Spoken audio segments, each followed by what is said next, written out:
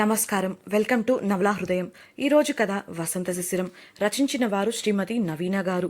కథలోకి వెళ్ళబోయే ముందు ఛానల్ను సబ్స్క్రైబ్ చేయడం మర్చిపోవద్దు. కథలోకి వెళ్ళిపోదాం. శిశిర వాళ్ళని తొందర పెట్టి మరీ చార్మినార్కి తీసుకెళ్తుంది మధు. మధు నేర్పిన పాఠంకి షాక్ అవుతారు శిశిర, ఉమలు. ప్రాబ్లంలో ఉన్న తన ఫ్రెండ్ అలీని రౌడీ నుంచి సేవ్ చేస్తాడు వసంత్. వసంత్ కాళ్ళు పట్టుకొని బ్రతిమలాడి అక్కడి నుండి పారిపోతాడు రౌడీ. ఫ్రెండ్తో కలిసి బయటకు వెళ్ళిన వసంత్కి మార్కెట్లో ఒక అమ్మాయి కనబడుతుంది. ఆ అమ్మాయి వెంటపడినా ఆమెను చూడలేకపోతాడు వసంత్. నిస్సహాయంగా ఆ అమ్మాయి వెళ్ళిపోతున్న కారును చూస్తూ కాలుని నేలకు వేసి గట్టిగా కొడతాడు. ఇంతలో అక్కడికి చేరుకున్న అలీ ఏమైందిరా అంటాడు. వసంత్ నుంచి ఎలాంటి సమాధానం రాలేదు. ఏంట్రా అమ్మాయిని చూసావా అని మళ్ళీ అడుగుతాడు. ఈసారి లేదు అన్నట్లుగా తల అడ్డంగా ఊపి తన సమాధానాన్ని తెలియజేస్తాడు వసంత్. ఎవరా అమ్మాయి అని అడుగుతున్న అలీకి తెలీదు అని సమాధానం ఇస్తాడు. తెలియకుండా ఎందుకు ఇంతలా ఆమె వెంట పడుతున్నావు అని అడుగుతున్న ఫ్రెండ్ని పట్టించుకోకుండా అక్కడి నుంచి వెళ్ళిపోతాడు వసంత్. అతని వెంటే పరిగెడుతూ వెళ్ళిపోతాడు అలీ. ఇద్దరు కారెక్కి ఇంటికి చేరుకుంటారు. ఇంట్లోకి వెళ్ళిన వెంటనే అలీ ఫోన్ మాట్లాడుతూ బాల్కనీలోకి వెళ్ళిపోతాడు. హాల్లో సోఫాలో కూర్చొని ఆలోచిస్తున్న వసంత్కి ముందున్న టేబుల్పై ఫోన్ కనబడుతుంది. వెంటనే దాన్ని తీసుకొని గ్యాలరీ ఓపెన్ చేస్తాడు. ఆ అమ్మాయి క్యాబ్లో ఎక్కబోయే ముందు క్యాబ్ దగ్గరికి వెళుతున్నప్పుడు ఆ జనం నుంచి బయటకు రావడానికి ట్రై చేస్తూనే తన ఫోన్లో ఫొటోస్ తీస్తాడు వసంత్.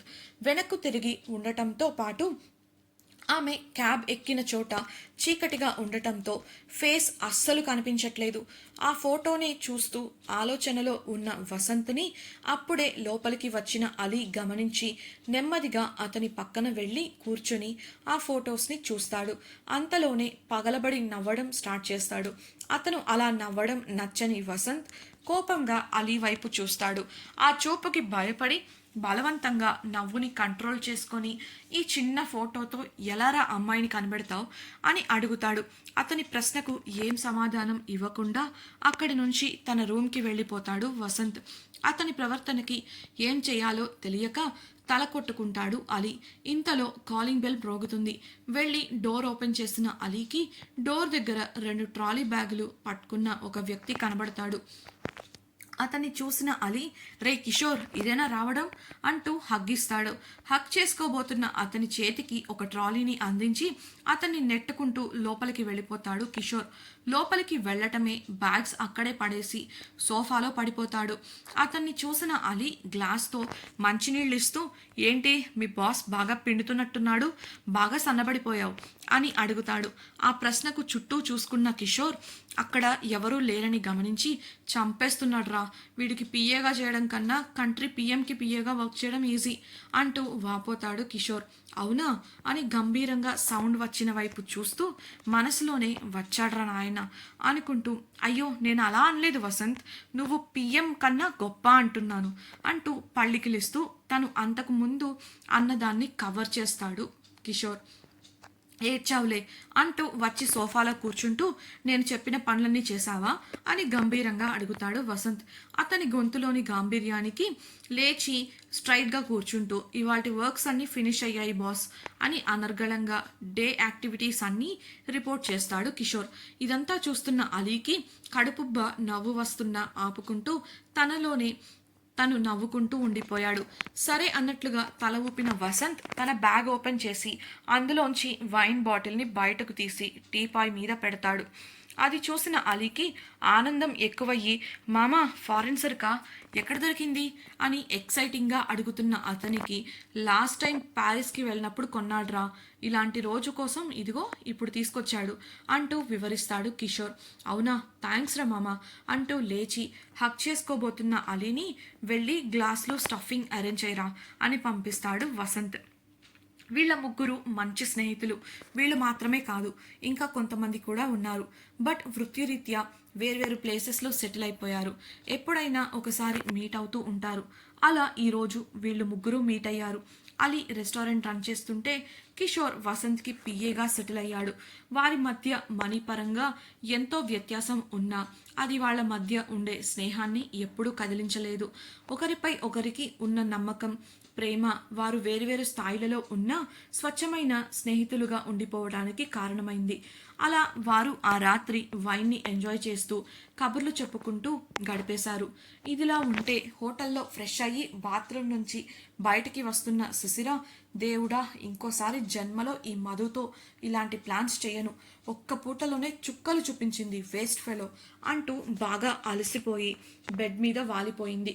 అది చూసి చిన్నగా నవ్విన ఉమా, నిజమేనే బాబు, కాళ్ళు లాగేస్తున్నాయి, అయినా ఏ మాటకి ఆ మాటే చెప్పుకోవాలి, ఇవాళ దానివల్ల బార్గెనింగ్కి ఉన్న పవర్ ఏంటో తెలిసింది అంటూ తను కూడా బెడ్ ఎక్కేస్తుంది. అవును అనుకుంటూ వారిద్దరూ ఒకరి ముఖాలు ఒకరు చూసుకొని లైట్ ఆఫ్ చేసి నిద్రపోయారు.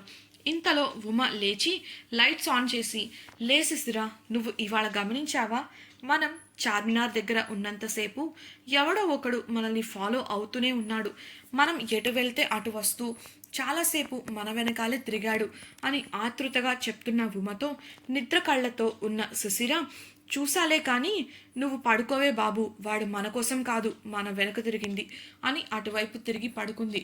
ఆ మాటకు ఆలోచనలో పడిన ఉమ శిశిరను తన వైపు తిప్పుకుంటూ, మన కోసం కాకపోతే మన వెంట ఎందుకు పడ్డాడు అని అనుమానంగా, అయినా వాడు మన వెంట పడలేదని నీకెలా తెలుసు అని అడుగుతుంది.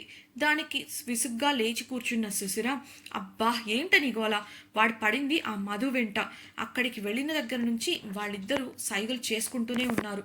నేను మొదట మన వెంట అనుకున్నాను, కానీ పానీపూరి తినేటప్పుడు మనకు కనబడకుండా వాడు దాని నోట్లో ఫుడ్ పెడుతుంటే చూసా, అప్పుడే అర్థమైంది నాకు.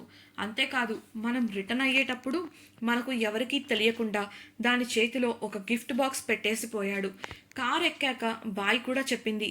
ఏంటి అని అడిగితే విండో మీద డస్ట్ అని చెప్పి అద్దంని తుడిచింది అంటూ తను ఆ రోజు అబ్జర్వ్ చేసిన విషయాలన్నీ చిన్నపిల్లలు పాఠం చెప్పినట్లుగా అప్పచెప్పేసింది శిశిర. అవన్నీ విని ఆశ్చర్యపోయిన ఉమ నోరు బార్లా తెరుచుకుని ఉండిపోయింది. నోరు మూసి పడుకోవే, లేదంటే దోమలు పోతాయి అని తలగోక్కుంటూ విసుగ్గా చెబుతుంది శిశిర.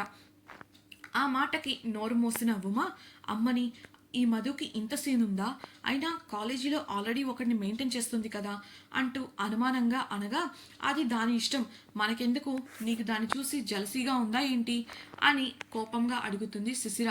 ఆ మాటకి ఉలిక్కి పడుతూ చిరాకుగా, చిచి అది ఇక్కడ ఎంతమందిని మెయింటైన్ చేస్తే నాకెందుకు, దాన్ని చూస్తే జలస్ కాదు, ఇలాంటి దాంతో ఇల్లు షేర్ చేసుకుంటున్నందుకు సిగ్గుగా ఉంది అంటూ లైట్ ఆఫ్ చేసి దుప్పట్లో దూరేస్తుంది. అలా ఆ నైట్ గడిచిపోతుంది. తర్వాతి రోజున సమయం ఉదయం 10 అవుతుంది. శిశిర పాత బస్తీలోని సందుల్లో తిరుగుతూ ఉంది. కొంతమంది ఎవరి అమ్మాయి అన్నట్లు వింతగా చూస్తుంటే, ఇంకొందరు ఆమె అందాన్ని చూసి మైమరచిపోయారు. మరికొందరైతే ఆమెను కళ్ళతోనే తినేస్తున్నారు. ఆ చూపులను గమనించిన శిశిరకి చిరాకుతో పాటు భయం కూడా కలిగింది.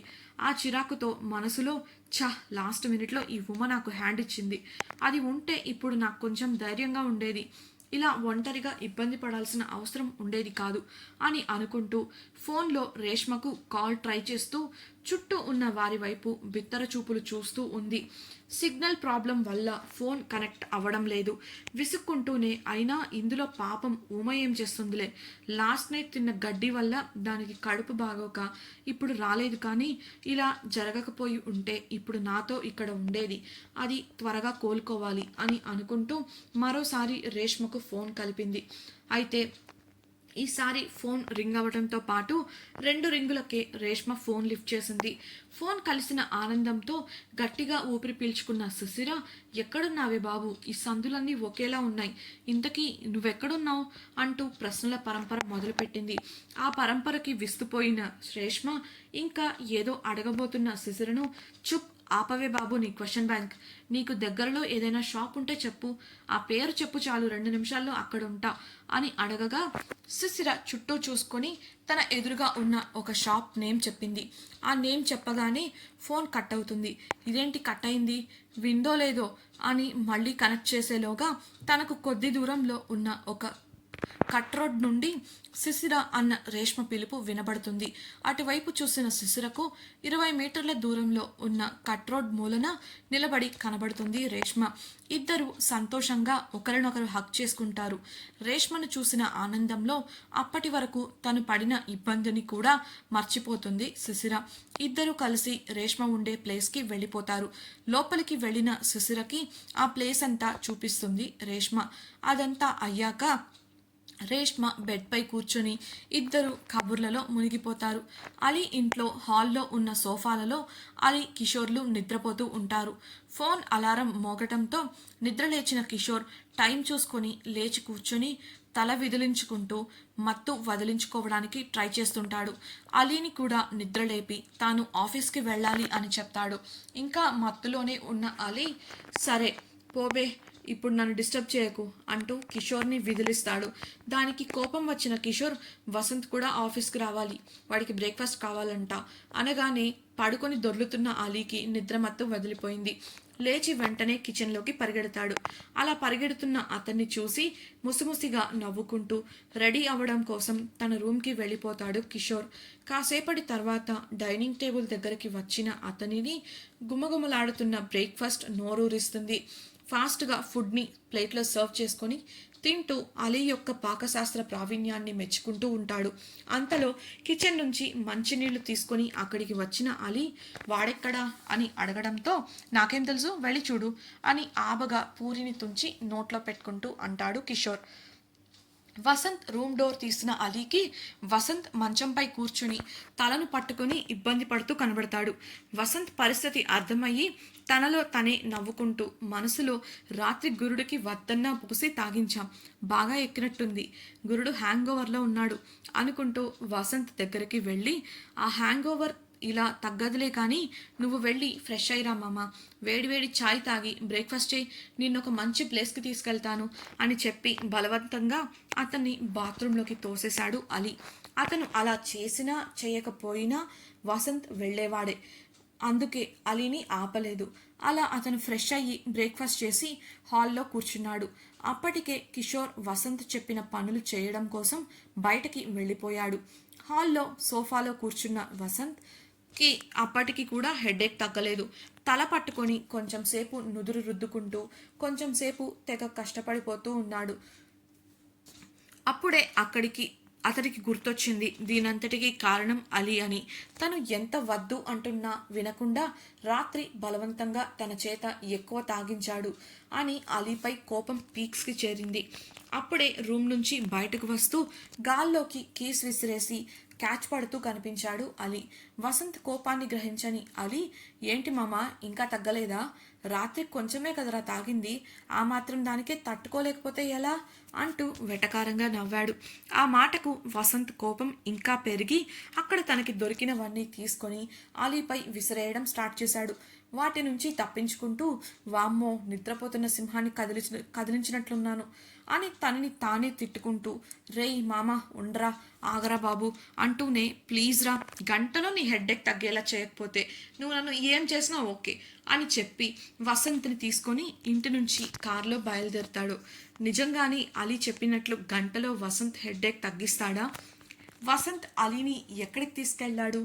వసంత్ హెడేక్ తగ్గకపోతే అలీ పరిస్థితి ఏంటి తెలుసుకోవాలనుందా? అయితే ఛానల్ని సబ్స్క్రైబ్ చేసి రాబోయే ఎపిసోడ్స్ ఖచ్చితంగా వినేయండి. ఈ కథపై మీ అభిప్రాయాలను సూచనలను కామెంట్స్ రూపంలో తెలియచేయగలరు. మీకు ఈ కథ నచ్చినట్లయితే లైక్ చేసి మీ ఫ్రెండ్స్కి షేర్ చేసి మమ్మల్ని ప్రోత్సహిస్తారని ఆశిస్తున్నాం. ప్రేమతో మీ నవలా హృదయం team. Thank you for listening.